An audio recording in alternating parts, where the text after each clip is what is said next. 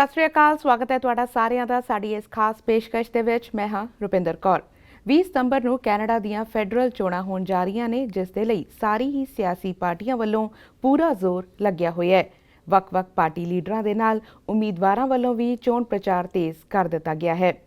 ਇੱਕ ਡਿਬੇਟ ਹੋ ਚੁੱਕੀ ਹੈ ਤੇ ਆਉਂਦੀ 8 ਸਤੰਬਰ ਨੂੰ ਫ੍ਰੈਂਚ ਡਿਬੇਟ ਤੇ 9 ਸਤੰਬਰ ਨੂੰ ਇੰਗਲਿਸ਼ ਦੀ ਡਿਬੇਟ ਹੋਏਗੀ ਤੇ ਉਸ ਤੋਂ ਬਾਅਦ 10 ਸਤੰਬਰ ਤੋਂ ਐਡਵਾਂਸ ਪੋਲ ਦਾ ਸਿਲਸਿਲਾ ਸ਼ੁਰੂ ਹੋਏਗਾ, ਜੋ ਕਿ 13 ਸਤੰਬਰ ਤੱਕ ਚੱਲੇਗਾ ਤੇ ਉਸ ਤੋਂ ਬਾਅਦ 20 ਸਤੰਬਰ ਨੂੰ ਵੋਟਾਂ ਪੈਣਗੀਆਂ। ਹੁਣ ਤੱਕ ਜਿਹੜੀ ਡਿਬੇਟ ਹੋਈ ਹੈ ਉਸ ਤੋਂ ਕੀ ਕਿਆਸ ਲਗਾਏ ਜਾ ਰਹੇ ਨੇ, ਵੱਖ-ਵੱਖ ਪਾਰਟੀਆਂ ਵੱਲੋਂ ਕਿਸ ਤਰ੍ਹਾਂ ਦੇ ਪਲਾਨ ਪੇਸ਼ ਕੀਤੇ ਗਏ ਨੇ ਤੇ ਕੀ ਅਨੁਮਾਨ ਲਗਾਇਆ ਜਾ ਸਕਦਾ ਹੈ ਇਹਨਾਂ ਦੇ ਪਲਾਨ ਤੋਂ। ਇਸੇ ਸੰਬੰਧੀ ਗੱਲਬਾਤ ਕਰਨ ਲਈ ਅੱਜ ਸਾਡੇ ਨਾਲ ਖਾਸ ਤੌਰ ਤੇ ਸਟੂਡੀਓ ਵਿੱਚ ਮੌਜੂਦ ਨੇ ਪੋਲੀਟੀਕਲ ਐਨਾਲਿਸਟ ਤ੍ਰਿਭੁਵਨ ਐਨਡੀ ਆਨੰਦ। ਸਤਿ ਸ਼੍ਰੀ ਅਕਾਲ ਜੀ, ਇੱਕ ਵਾਰੀ ਫਿਰ ਤੋਂ ਸਵਾਗਤ ਹੈ ਤੁਹਾਡਾ ਸਾਡੇ ਸਟੂਡੀਓ ਦੇ ਵਿੱਚ। ਸਤਿ ਸ਼੍ਰੀ ਅਕਾਲ ਜੀ, thank you and thanks for having ਮੀ। ਜੀ, ਸਭ ਤੋਂ ਪਹਿਲਾਂ ਸ਼ੁਰੂ ਕਰਦੇ ਹਾਂ ਜਿਹੜੀ ਹਾਲ ਹੀ ਦੇ ਵਿੱਚ ਜਿਹੜੀ ਡਿਬੇਟ ਹੋਈ ਹੈ। ਕਾਫੀ ਅਹਿਮ ਮੰਨੀ ਜਾਂਦੀ ਹੈ ਡਿਬੇਟ, ਕਿਉਂਕਿ ਲੀਡਰਸ ਹੁਣ ਤੱਕ ਤਾਂ ਪਲਾਨ ਪੇਸ਼ ਕਰਦੇ ਨੇ, ਆਪਣੀ ਪਾਲਿਸੀਜ਼ ਜਿਹੜੀ ਹੁੰਦੀ ਹੈ ਵੋਟਰਾਂ ਦੇ ਸਾਹਮਣੇ ਰੱਖਦੇ ਨੇ, ਪਰ ਲੀਡਰ ਜਦੋਂ ਇੱਕ ਦੂਜੇ ਦੇ ਸਾਹਮਣੇ ਹੁੰਦੇ ਨੇ ਤਾਂ ਲੋਕਾਂ ਨੂੰ ਜ਼ਿਆਦਾ ਸਮਝਣ ਦਾ ਇੱਕ ਮੌਕਾ ਮਿਲਦਾ ਹੈ। ਪਹਿਲੀ ਜਿਹੜੀ ਫ੍ਰੈਂਚ ਡਿਬੇਟ ਹੋਈ ਹੈ, ਹਾਲਾਂਕਿ ਕਿਉਂਕਿ ਕਿਊਬੈਕ ਦੀ ਡਿਬੇਟ ਸੀਗੀ, ਪਰ ਕੀ ਕੁਝ ਤੁਸੀਂ ਅਨੁਮਾਨ ਲਗਾਉਂਦੇ ਹੋ ਇਸ ਡਿਬੇਟ ਤੋਂ? ਦੇਖੋ ਜੀ, ਇਹ ਮੈਚ ਸੀ 3-1, ਮਤਲਬ 3 ਵਰਸਸ 1। ਟਰੂਡੋ ਨੂੰ ਉਸ ਪਲੇਟਫਾਰਮ ਦੇ ਉੱਤੇ ਘੇਰਨ ਦੀ ਕੋਸ਼ਿਸ਼ ਕੀਤੀ ਗਈ ਸੀ, ਔਰ ਜਿਹੜੀ ਕੁਝ ਖਾਸ ਤਰੀਕੇ ਨਾਲ ਅਗਰ ਉਹਨੂੰ ਵੇਖਿਆ ਜਾਏ ਤੇ ਆਪੋਜੀਸ਼ਨ ਸਕਸੈਸਫੁਲ ਵੀ ਰਹੀ, ਕਿਉਂਕਿ ਉਹ ਜਿਹੜਾ ਸੈਲਫ ਗੋਲ ਕੀਤਾ ਜਸਟਿਨ ਟਰੂਡੋ ਨੇ, ਉਹਨੂੰ ਲੁਕਾਉਣਾ ਬਚਾਉਣਾ ਥੋੜਾ ਜਿਹਾ ਔਖਾ ਲੱਗਦਾ ਉਹਨੂੰ। ਹੈਵਿੰਗ ਸੈਡ ਦੈਟ, ਜਿਸ ਵੇਲੇ ਤੁਸੀਂ ਇਸ ਤਰ੍ਹਾਂ ਦੇ ਬੜੇ ਹੀ ਵੋਲੇਟਾਈਲ ਸਿਸਟਮ ਵਿੱਚ ਆਪਣੇ ਗੱਲ ਨੂੰ, ਅੱਛੀ ਗੱਲ ਨੂੰ ਵੀ ਪੇਸ਼ ਕਰਨਾ ਚਾਹੁੰਦੇ ਹੋ ਨਾ, ਤੇ ਬੈਕਗਰਾਊਂਡ ਵਿੱਚ ਜਿਹੜਾ ਤੁਹਾਡਾ ਫੇਲੀਅਰ ਹੈ ਉਹ ਹਮੇਸ਼ਾ ਤੁਹਾਨੂੰ ਹੌਂਟ ਕਰਦਾ, ਉਹ ਤੁਹਾਨੂੰ ਬਾਦਰ ਕਰਦਾ। ਡਿਬੇਟ ਵਿੱਚ ਬਾਰ-ਬਾਰ ਇਸ ਚੀਜ਼ ਨੂੰ ਵੇਖਿਆ ਗਿਆ ਕਿ ਘੇਰ ਕੇ ਉਹਨਾਂ ਨੇ ਪੈਂਡੈਮਿਕ ਦੇ ਉੱਤੇ ਲੈ ਆਏ, ਉਹਨਾਂ ਨੂੰ ਅਨਐਮਪਲੋਇਮੈਂਟ ਦੇ ਉੱਤੇ ਲੈ ਆਏ, ਬਜਟ ਡੈਫਿਸਿਟ ਦੇ ਉੱਤੇ ਲੈ ਆਏ, ਨਾਲੇ ਸਭ ਤੋਂ ਅਹਿਮ ਕਿ ਇਲੈਕਸ਼ਨ ਕਾਲ ਹੀ ਕਿਉਂ ਕੀਤੀ? ਹਾਂ, ਇਲੈਕਸ਼ਨ ਕਾਲ ਹੀ ਕਿਉਂ ਕੀਤਾ? ਤੇ ਉਹ ਜਿਹੜੇ ਵੱਡੇ ਫੇਲਿਅਰ ਸੀ ਉਹ ਪਿੱਛੇ ਵੱਡੀ ਵਾਲੀ ਕੈਨਵਸ ਦੇ ਉੱਤੇ ਸਾਫ਼ ਨਜ਼ਰ ਆ ਰਹੇ ਸੀ। ਹੁਣ ਜਦੋਂ ਇਸ ਤਰ੍ਹਾਂ ਦੇ ਮਾਹੌਲ ਵਿੱਚ ਤੁਹਾਨੂੰ ਇੱਕ ਲੀਡਰ ਨੂੰ ਜਿਹੜਾ ਆਪ ਨੂੰ ਡਿਫੈਂਡ ਕਰ ਰਿਹਾ, ਬਾਕੀ ਤੁਹਾਨੂੰ ਅਟੈਕ ਕਰ ਰਿਹਾ, ਕਿਸੇ ਨੂੰ ਡਿਫੈਂਸ ਦੀ ਲੋੜ ਨਹੀਂ ਸੀ, ਸਿਰਫ ਡਿਫੈਂਸ ਦੀ ਲੋੜ ਸੀ ਜਸਟਿਨ ਟਰੂਡੋ ਨੂੰ ਜੀ। ਔਰ ਜਸਟਿਨ ਟਰੂਡੋ ਮੇਰਾ ਖਿਆਲ ਆਪਣੇ ਆਪ ਨੂੰ ਲੱਖ ਕੋਸ਼ਿਸ਼ ਕਰਨ ਤੋਂ ਬਾਅਦ ਵੀ ਡਿਫੈਂਡ ਨਹੀਂ ਕਰ ਪਾਇਆ। ਕੰਜ਼ਰਵੇਟਿਵ ਆਪਣੇ ਲੈਵਲ ਤੇ ਹਾਵੀ ਸੀ। ਜਗਮੀਤ ਜੀ spoke very well as usual, ਪਰ ਕੰਟੈਂਟ ਨਹੀਂ। ਤੇ ਜਿਹੜੇ ਸਾਡੇ ਕਬੈਕ ਦੇ ਜਿਹੜੇ ਲੀਡਰ ਹੈਗੇ ਬਲੈਂਚੇਟ ਦੇ, ਉਹ ਆਪਣਾ ਉਹਨਾਂ ਦਾ ਅਲੱਗ ਇੱਕ ਰਾਗ ਹੈਗਾ, ਉਹ ਡੋਮੀਨੇਟ ਕਰਦੇ ਨੇ ਇੱਕ ਡਿਬੇਟ ਨੂੰ। ਉਹ ਪ੍ਰੋ ਫ੍ਰੈਂਚ, ਪ੍ਰੋ ਕਿਊਬੈਕ ਹੈਗੇ ਨੇ, ਉਹ ਹੈਜ਼ੀਟੇਟ ਵੀ ਨਹੀਂ ਕਰਦੇ। ਹੀ ਸਪੀਕਸ ਵੈਰੀ ਸਟਰੋਂਗ ਲੈਂਗੁਏਜ। ਤੇ ਜਿਸ ਵੇਲੇ ਉਹਨਾਂ ਨੂੰ ਇੱਕ ਆਈਸੋਲੇਸ਼ਨ ਦੇਖਿਆ ਜਾਏ ਤਾਂ ਤੁਸੀਂ ਦੇਖੋਗੇ ਕਿ ਉਹਨਾਂ ਦਾ ਆਪਣਾ ਇੱਕ ਸਪੈਸੀਫਿਕ ਏਜੰਡਾ ਹੈ ਜੀ। ਉਸ ਤਰ੍ਹਾਂ ਤੁਸੀਂ ਥੱਲੇ ਆ ਜਾਓ ਨੰਬਰ 4 ਤੋਂ ਨੰਬਰ 3 'ਚ ਜਗਮੀਤ ਜੀ ਕੋਲ, ਤੇ ਉਹਨਾਂ ਦਾ ਵੀ ਇੱਕ ਸਪੈਸੀਫਿਕ ਏਜੰਡਾ। ਉਹ ਕਹਿੰਦੇ ਨੇ ਕਿ ਊਠ ਜਿਸ ਕਰਵਟ ਵੀ ਬੈਠੇ ਮੇਰੀ ਤੂਤੀ ਤੇ ਬੋਲਣੀ ਹੈ, ਕਿਉਂਕਿ he thinks that he is a king maker ਜੀ। ਔਰ ਇਸ ਤਰ੍ਹਾਂ ਦੇ ਹੰਗ ਪਾਰਲੀਮੈਂਟ ਵਿੱਚ ਵਿਚ ਇਜ਼ ਵੈਰੀ ਲਾਈਕਲੀ, ਲੱਗਦਾ ਨਹੀਂ ਕਿਸ ਦੀ ਮੈਜੋਰਿਟੀ ਆਏਗੀ। ਅਗਰ ਕਿਸੇ ਤਰੀਕੇ ਨਾਲ ਵੀ ਕੰਜ਼ਰਵੇਟਿਵ ਮੈਜੋਰਿਟੀ 'ਚ ਆ ਵੀ ਜਾਂਦੇ ਨੇ, ਪਰ ਐਬਸੋਲੂਟ ਮੈਜੋਰਿਟੀ ਨਹੀਂ ਹੋਏਗੀ।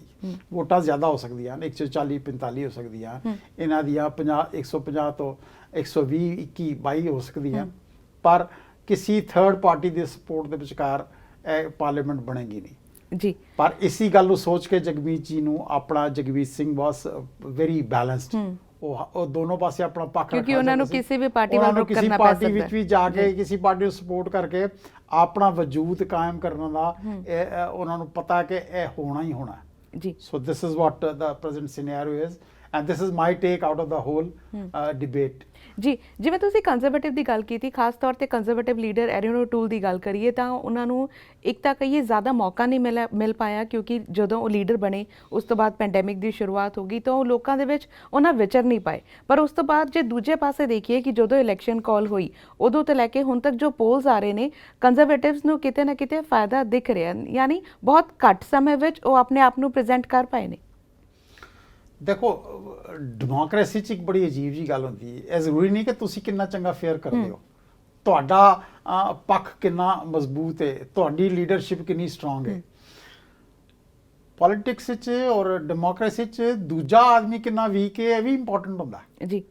ਤੁਹਾਡਾ ਗੇਨ ਐਬਸੋਲਿਊਟ ਨਾ ਹੋਏ, ਪਰ ਤੁਹਾਨੂੰ ਉੱਥੇ ਦੇ ਡਿੱਗਦੇ ਰੁੜਦੇ ਵੋਟ ਜਿਹੜੇ ਤੁਹਾਨੂੰ ਮਿਲ ਜਾਂਦੇ ਨੇ ਉਹਦੇ ਨਾਲ ਤੁਹਾਡਾ ਨੈਟ ਗੇਨ ਹੁੰਦਾ ਜੀ। ਮੈਂ ਇਸ ਤਰ੍ਹਾਂ ਦੇ ਐਟਮੋਸਫੀਅਰ ਵਿੱਚ ਜਾਂ ਇਸ ਤਰ੍ਹਾਂ ਦੇ ਡੈਮੋਕ੍ਰੇਸੀ ਦੇ ਵੋਲੇਟਾਈਲ ਸਿਚੁਏਸ਼ਨ ਵਿੱਚ ਕਿਸੇ ਇੱਕ ਲੀਡਰ ਨੂੰ ਉੱਭਰ ਕੇ ਆ ਕੇ ਉਹਨੇ ਐਬਸੋਲੂਟ ਮੈਜੋਰਿਟੀ ਲਿਆਈ ਜਾਂ ਉਹਨੂੰ ਮੈਜੋਰਿਟੀ ਮਿਲ ਜਾਏਗੀ, ਇਸ ਤਰ੍ਹਾਂ ਦੀ ਸਿਚੁਏਸ਼ਨ ਹੈਗੀ ਨਹੀਂ। ਇਹ ਤੇ ਮਤਲਬ ਜੋ ਤੁਸੀਂ ਲੂਜ਼ ਕੀਤਾ ਮੈਂ ਗੇਨ ਕਰ ਲਿਆ, ਜੋ ਮੈਂ ਲੂਜ਼ ਕੀਤਾ ਤੁਸੀਂ ਗੇਨ ਕਰ ਲਿਆ। ਇਸ ਸਿਚੁਏਸ਼ਨ ਵਿੱਚ ਜਾਂ ਫਿਰ ਕਿਸੇ ਨੇ ਕੁਝ ਵੀ ਗੇਨ ਜਾਂ ਕਿਸੇ ਨੇ ਕੁਝ ਵੀ ਗੇਨ ਨਹੀਂ ਕੀਤਾ ਇਨ ਐਬਸੋਲੂਟ ਟਰਮ। ਸੱਚੀ ਗੱਲ ਹੈ। ਤੇ ਉਹ ਅਗਰ ਮੇਰੇ ਕੋਲ 10 ਰੁਪਏ ਹੈਗੇ ਨੇ, ਤੁਹਾਡੇ ਕੋਲ 11 ਤੇ ਮੈਂ ਗਰੀਬ ਹੈਗਾ, ਪਰ ਸਡਨਲੀ ਤੁਹਾਡੇ ਕੋਲ 9 ਹੋ ਜਾਣ ਤੇ ਮੈਂ ਸਡਨਲੀ ਅਮੀਰ ਹੋ ਗਿਆ, ਹਾਲੀ ਰੁਪਏ ਮੇਰੇ ਕੋਲ ਹਾਲੀ ਵੀ 10 ਹੀ ਹੈਗੇ। ਇਸ ਤਰ੍ਹਾਂ ਦੇ ਪ੍ਰੋਸੈਸ ਵਿੱਚ ਜਿਹੜੇ ਗਵਰਨਮੈਂਟਸ ਬਣਦੀਆਂ ਨੇ ਉਹ ਪਿਛਲੀ ਗਵਰਨਮੈਂਟ ਤੋਂ ਅੱਛੀਆਂ ਨਹੀਂ ਹੋਣਗੀਆਂ, ਮੇਰੀ ਹੰਚ ਹੈ। ਔਰ ਮੇਰੀ ਇਸ ਐਨ ਐਬਸੋਲੂਟ ਫੀਅਰ।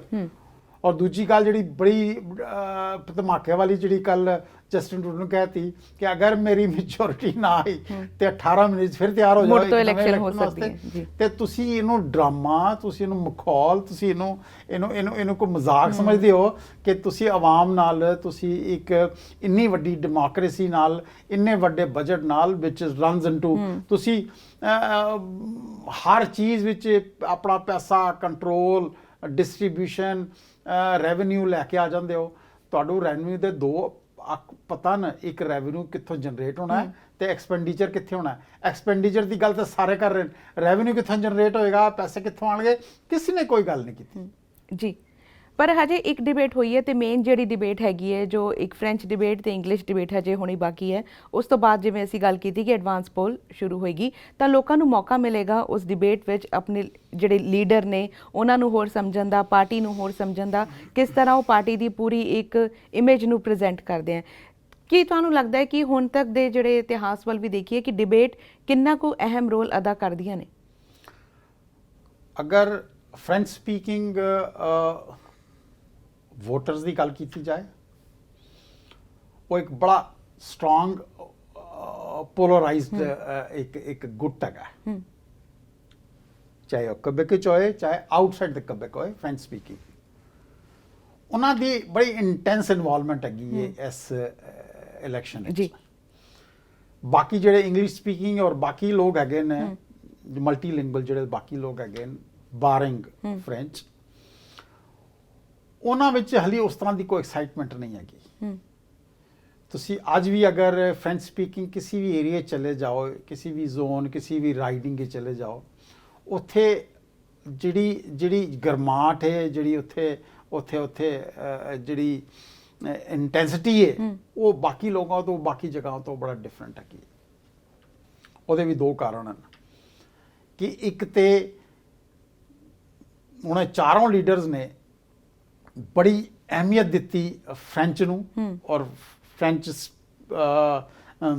ਡਾਇਲੈਕਟ ਨੂੰ, ਔਰ ਉਹਦੇ ਚ ਬੋਲੇ ਵੀ। ਚਾਹੇ ਫ੍ਰੈਂਚ ਸਪੀਕਿੰਗ ਲੋਕਾਂ ਨੂੰ ਇੱਕ ਮੌਕਾ ਮਿਲਿਆ ਬਾਕੀ ਨਾਨ ਫ੍ਰੈਂਚ ਸਪੀਕਿੰਗ ਲੋਕਾਂ ਨੂੰ ਲੀਡਰਸ ਦਾ ਮਜ਼ਾਕ ਉਡਾਉਣ ਦਾ, which is not a very good thing. ਤੁਹਾਡੀ ਅਗਰ ਫਸਟ ਲੈਂਗੁਏਜ ਫ੍ਰੈਂਚ ਨਹੀਂ ਹੈਗੀ, ਪਰ ਅਗਰ ਤੁਸੀਂ ਫਿਰ ਵੀ ਅਗਰ ਉਹ ਕੋਸ਼ਿਸ਼ ਕਰ ਰਹੇ ਹੋ, it should be appreciated, it should be respected.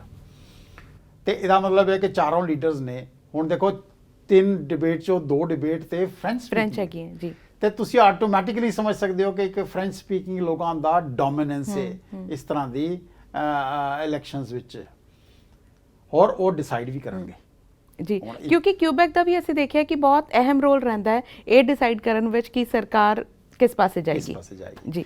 ਤੇ ਅਗਰ ਉਹਨਾਂ ਦਾ ਅਹਿਮ ਰੋਲ ਹੈਗਾ ਤੇ ਨੈਚੁਰਲੀ ਉਹ ਅਗਰ ਕਿੰਗ ਮੇਕਰ ਹੈਗੇ ਉਹ ਡਰਾਈਵ ਕਰਨਗੇ ਕੈਨੇਡਾ ਦੀ ਪੋਲਿਟਿਕਸ ਨੂੰ।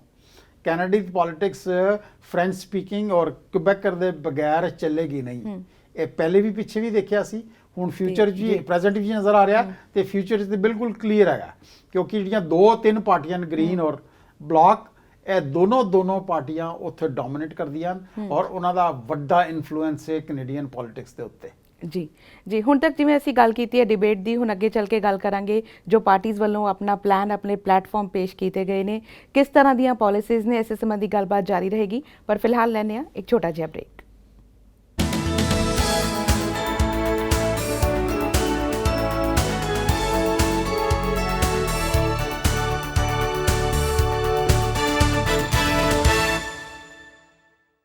ਬ੍ਰੇਕ ਤੋਂ ਬਾਅਦ ਇੱਕ ਵਾਰੀ ਫਿਰ ਤੋਂ ਤੁਹਾਡਾ ਸਵਾਗਤ ਹੈ। ਸਾਡੀ ਖਾਸ ਤੌਰ ਤੇ ਗੱਲਬਾਤ ਚੱਲ ਰਹੀ ਹੈ ਫੈਡਰਲ ਚੋਣਾਂ 2021 ਨੂੰ ਲੈ ਕੇ, ਜਿਸ ਦੇ ਲਈ 20 ਸਤੰਬਰ ਨੂੰ ਵੋਟਾਂ ਪੈਣਗੀਆਂ। ਤ੍ਰਿਭੁਵਨ ਜੀ, ਜਿਵੇਂ ਹੁਣ ਤੱਕ ਅਸੀਂ ਗੱਲ ਕੀਤੀ ਡਿਬੇਟ ਬਾਰੇ ਕਿ ਡਿਬੇਟ ਦਾ ਕਿੰਨਾ ਕੁ ਅਹਿਮ ਰੋਲ ਹੁੰਦਾ ਹੈ, ਦੂਜੇ ਪਾਸੇ ਜੇ ਗੱਲ ਕਰੀਏ ਕਿ ਜਦੋਂ ਤੋਂ ਇਲੈਕਸ਼ਨ ਅਨਾਉਂਸ ਹੋਏ ਨੇ, ਰੋਜ਼ਾਨਾ ਅਸੀਂ ਦੇਖ ਰਹੇ ਹਾਂ ਕਿ ਵੱਖ-ਵੱਖ ਪਾਰਟੀ ਲੀਡਰਸ ਵੱਲੋਂ ਆਪਣੀ ਪਾਲਿਸੀਜ਼ ਸੰਬੰਧੀ ਐਲਾਨ ਕੀਤੇ ਜਾ ਰਹੇ ਨੇ, ਆਪਣਾ ਪਲੇਟਫਾਰਮ ਪੇਸ਼ ਕੀਤਾ ਗਿਆ ਹੈ। ਪਰ ਦੋ ਅਹਿਮ ਅਜਿਹੇ ਮੁੱਦੇ ਨੇ ਜੋ ਖਾਸ ਤੌਰ ਤੇ ਇਸ ਵਾਰੀ ਵੀ ਹਾਈਲਾਈਟ ਹੋ ਰਹੇ ਨੇ, ਭਾਵੇਂ ਡਿਬੇਟ ਦੀ ਗੱਲ ਹੋਏ ਜਾਂ ਡੇ ਟੂ ਡੇ ਲਾਈਫ ਦੀ ਗੱਲ ਹੋਏ, ਹੈਲਥ ਕੇਅਰ ਤੇ ਹਾਊਸਿੰਗ ਅਫੋਰਡੇਬਿਲਿਟੀ ਇੱਕ ਪਾਰਟੀ ਦਾ ਪਲਾਨ ਤੇ ਹੈਗਾ, ਪਰ ਨਾਲ ਹੀ ਬਹੁਤ ਵੱਡਾ ਮੁੱਦਾ ਵੀ ਬਣ ਚੁੱਕਾ ਹੈ। ਬਿਕਾਜ਼ ਖਾਸ ਤੌਰ ਤੇ ਜੇ ਅਸੀਂ ਬ੍ਰੈਂਪਟਨ ਦੀ ਗੱਲ ਕਰੀਏ, ਵੈਂਕੂਵਰ, ਸਰੀ ਦੀ ਗੱਲ ਕਰੀਏ ਜਾਂ ਫਿਰ ਓਵਰਆਲ GTA ਦੀ ਗੱਲ ਕਰੀਏ ਤਾਂ ਹਾਊਸਿੰਗ ਅਫੋਰਡੇਬਿਲਿਟੀ ਇੱਕ ਵੱਡਾ ਇਸ਼ੂ ਹੈਗਾ। ਵੱਖ-ਵੱਖ ਪਾਰਟੀਆਂ ਦੇ ਪਲਾਨਸ ਦੀ ਗੱਲ ਕਰੀਏ ਤਾਂ ਤੁਹਾਨੂੰ ਕੀ ਲੱਗਦਾ ਹੈ ਕਿ ਉਹਨਾਂ ਦੇ ਪਲਾਨ ਦੇ ਅਕੋਰਡਿੰਗ ਇਹ ਮੁੱਦਾ ਹੱਲ ਹੋ ਸਕਦਾ ਹੈ? पहले हेल्थ केयर ले लीजिए जी। हेल्थ एक बड़ा अहम मुद्दा है और पेंडेमिक इन्हें अपनी एक्सपेक्टेशन मतलब किसी भी डिमेंशनस तो बाहर चला गया। कोई भी government all over the world कोई भी इस पेंडेमिक वास्ते ना तैयार सी ते ना उन्होंने जो ड्यूरिंग द कोर्स सिर्फ उन्होंने नकलां ही कीतियां, तैयारियां नहीं कीतियां। इहदे विच हेल्थ विच एक मैंटल हेल्थ एक बड़ा वड्डा इशू है और मैंटल हेल्थ का इशू इस वास्ते कि देखो जिस वेले किसी अनफॉर्चुनेटली किसी घर अगर कोई कलैमिटी है, कोई इफ यू अगर किसी फैमिली मैंबर नूं तुसी लूज किया तो लाजमी है कि तुहाडे घर दा जिहड़ा एटमोसफेयर है, जिहड़े ओहदे निकट संबंधी हैं उन्हां वास्ते मैंटल चैलेंज हैगा, उन्हां नूं हैंडल करना बड़ा मुश्किल है। सोशल सिस्टम में जितों असी बिलोंग करने उत्थे एक समाजिक सपोर्ट होंदी सी, एक समाजिक स्तर के उत्ते तुहानू एक बड़ा सहारा मिलता सी, तुहाडे रिलेटिव्स तुहाडे फ्रेंड्स रेगुलरली तुहानू विजिट करना, तुहानू कंसोल करना एक बड़ा अच्छा प्रोसेस सी। और किसी भी कम्युनिटी च प्रोसेस ना होए मैं मान नहीं सकता, क्योंकि किसी ना किसी लेवल ते उन्हां दा भी एक सोशल सिस्टम है, वो मिस हो गया इस पेंडेमिक दौरान। तुहानू आइसोलेशन अपनी ग्रीफ अपने दुख नू बर्दाश्त करना पिया। पहली गल कई लोगों ने which includes most of us कि उन्होंने अपने डियरेस्ट वन जिहड़े लूज कीते उन्होंने शक्ल भी नहीं वेखी। It is not a very healthy situation और वो मैंटल स्ट्रेस इन्ना ज़्यादा है कि उन्होंने भी हैंडल करना बड़ा ज़रूरी है।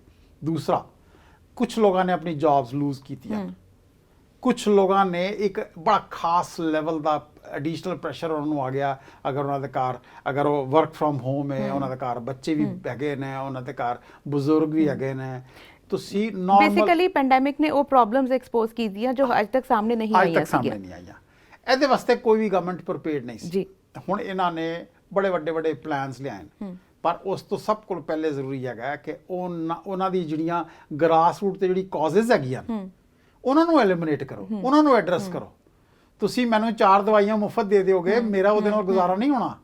ਮੇਰੇ ਘਰ ਦਾ ਐਟਮੋਸਫੇਅਰ, ਮੇਰੇ ਸਿਸਟਮ ਦਾ ਐਟਮੋਸਫੇਅਰ ਮੈਨੂੰ ਇੱਕ ਫਰੀडम, ਮੈਨੂੰ ਇੱਕ ਖਾਸ ਲੈਵਲ ਦਾ ਇੱਕ ਮੈਨੂੰ 1-on-1 ਕਮਿਊਨੀਕੇਸ਼ਨ, ਉਹ ਤੁਸੀਂ ਕਿੱਥੋਂ ਡਿਵੈਲਪ ਕਰੋਗੇ? ਤੁਸੀਂ ਕੁਝ ਕੀਤਾ ਨਹੀਂ, ਨਾ ਕਿਸੇ ਕੋਲ ਕੋਈ ਜਿਹਾ ਪਲਾਨ ਹੈਗਾ। ਤੇ mental health is going to be a huge issue in next few years to come. ਉਹਦੇ ਨਾਲ ਅਫੋਰਡੇਬਲ ਫਾਰਮਾ ਔਰ ਇਹ ਸਭ ਕੁਝ ਕਰਨਗੇ। ਮੈਂ ਸਮਝਣਾ ਕਿ these have to be nipped in the bud। ਉਹ ਬੇਸਿਕਲੀ ਕੀ ਹੈ ਕਿ ਇਹਨਾਂ ਨੂੰ ਉਹ ਰੂਟ ਕਾਜ਼ ਦੇ ਉੱਤੇ ਕੰਮ ਕਰਨਾ ਚਾਹੀਦਾ ਹੈ, ਜਿਹਦੇ ਵਾਸਤੇ ਮੈਨੂੰ ਲੱਗਦਾ ਨਹੀਂ ਕਿ ਚਾਰੋਂ ਪਾਰਟੀਆਂ 'ਚ ਕੋਈ ਖਾਸ ਕਿਸਮ ਦਾ ਲਿਬਰਲ ਪਾਰਟੀ ਨੇ ਜ਼ਰੂਰ ਮੈਂਟਲ ਹੈਲਥ ਲਈ ਐਲਾਨ ਕੀਤੇ ਨੇ ਕਿਉਂਕਿ ਉਹਨਾਂ ਨੇ ਦੇਖਿਆ ਹੈ ਕਿ ਕਿਸ ਤਰ੍ਹਾਂ ਇਹ ਪ੍ਰੋਬਲਮ ਸਾਹਮਣੇ ਆਈ ਹੈ।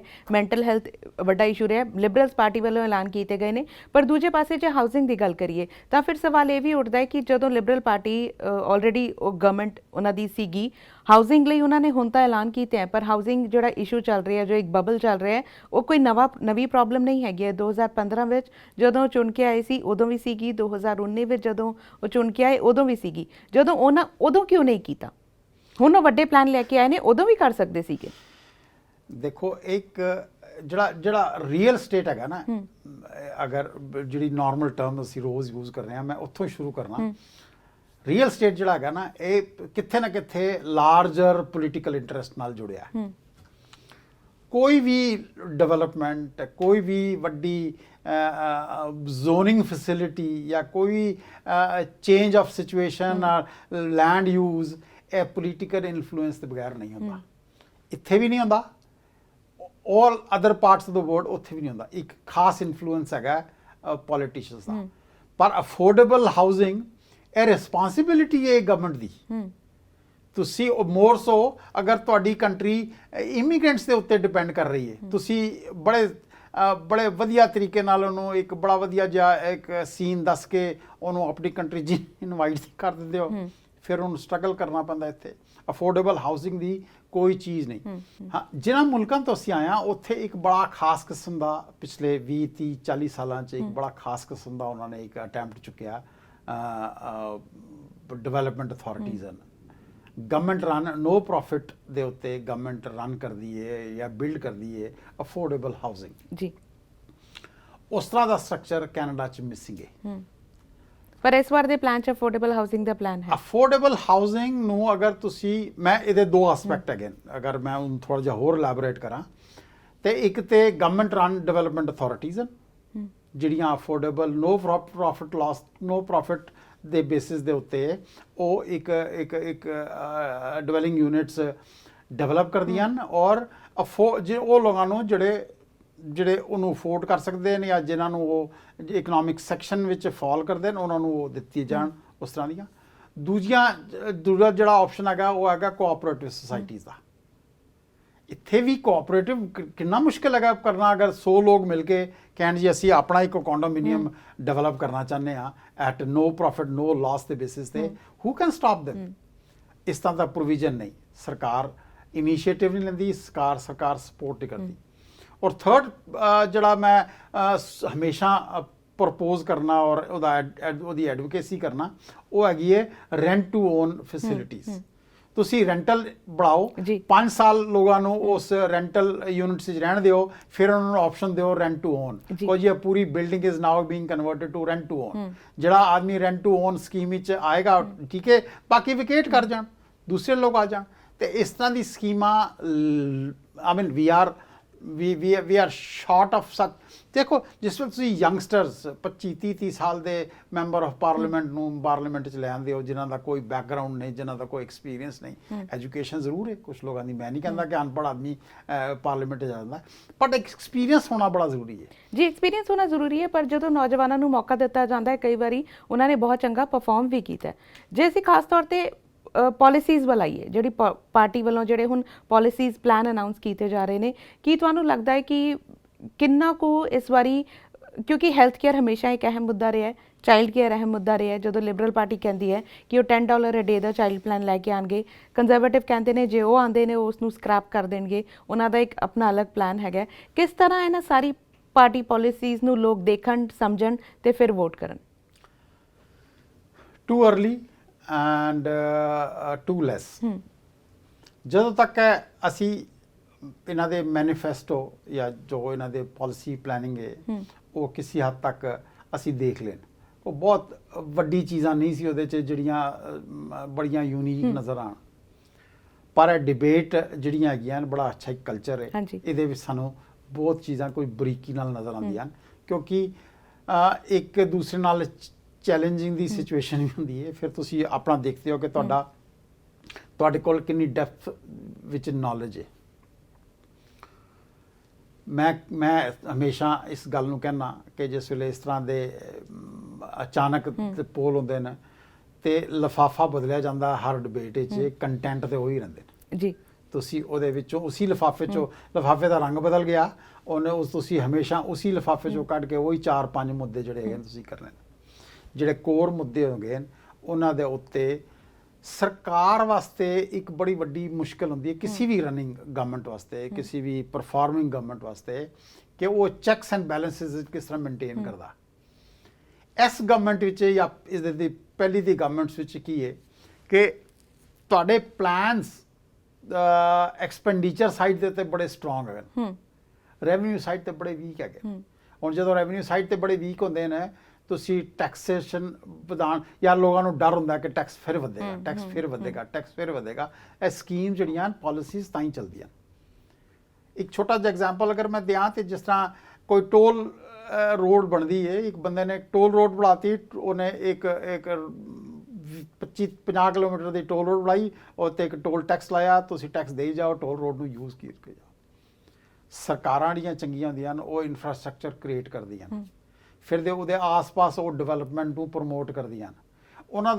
ਉਹਨਾਂ ਦਾ ਮਕਸਦ ਟੋਲ ਕਲੈਕਟ ਕਰਨਾ ਨਹੀਂ ਹੁੰਦਾ, ਉਹਨਾਂ ਦਾ ਹੁੰਦਾ ਲਾਰਜਰ ਡਿਵੈਲਪਮੈਂਟ ਦੇ ਉੱਤੇ ਜਿਹੜਾ ਟੈਕਸ ਡਿਵੈਲਪ ਹੋਏਗਾ, ਜਿਹੜਾ ਉਹਨਾਂ ਨੂੰ ਮਿਲੇਗਾ, ਉਹਦੇ ਤੇ ਉਹਨਾਂ ਦੀ ਨਜ਼ਰ ਹੁੰਦੀ ਹੈ। And these processes some time take 10, 15, 20 years.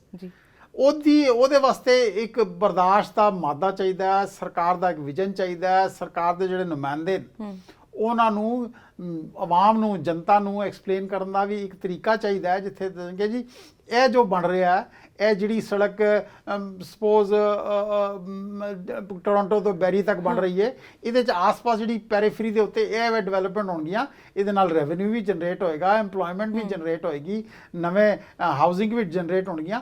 ਇਸ ਤਰ੍ਹਾਂ ਦੀ ਡਿਵੈਲਪਮੈਂਟ ਮਿਸਿੰਗ ਹੈ। ਮੁੱਦੇ ਹਜੇ ਹੋਰ ਵੀ ਨੇ, ਪਰ ਸਮਾਂ ਸਾਨੂੰ ਇਜਾਜ਼ਤ ਨਹੀਂ ਦਿੰਦਾ। ਤੁਹਾਡਾ ਬਹੁਤ-ਬਹੁਤ ਧੰਨਵਾਦ, ਤੁਸੀਂ ਸਾਡੇ ਸਟੂਡੀਓ ਵਿੱਚ ਆਏ ਤੇ ਇਸ ਖਾਸ ਗੱਲਬਾਤ ਵਿੱਚ ਹਿੱਸਾ ਲਿਆ। ਧੰਨਵਾਦ, ਥੈਂਕ ਯੂ ਜੀ, ਥੈਂਕਸ ਫॉर ਹੈਵਿੰਗ। तो ऐसी साड़ी खास गलबात फैडरल चोणां 2021 ਨੂੰ ਲੈ ਕੇ ਅਸੀਂ ਵੀ ਵਾਰ-ਵਾਰ ਵੋਟਰਾਂ ਨੂੰ ਇਹੀ ਅਪੀਲ ਕਰਾਂਗੇ ਕਿ ਵੋਟ ਭਾਵੇਂ ਕਿਸੇ ਵੀ ਪਾਰਟੀ ਨੂੰ ਪਾਓ, ਪਰ ਆਪਣੇ ਵੋਟ ਦੇ ਹੱਕ ਦਾ ਇਸਤੇਮਾਲ ਜ਼ਰੂਰ ਕਰੋ। ਫਿਲਹਾਲ ਸਾਨੂੰ ਦਿਓ ਇਜਾਜ਼ਤ, ਮੁਲਾਕਾਤ ਹੋਏਗੀ ਅਗਲੇ ਹਫਤੇ ਇੱਕ ਹੋਰ ਨਵੇਂ ਮਹਿਮਾਨ ਦੇ ਨਾਲ। ਉਦੋਂ ਤੱਕ ਲਈ ਸਤਿ ਸ਼੍ਰੀ ਅਕਾਲ।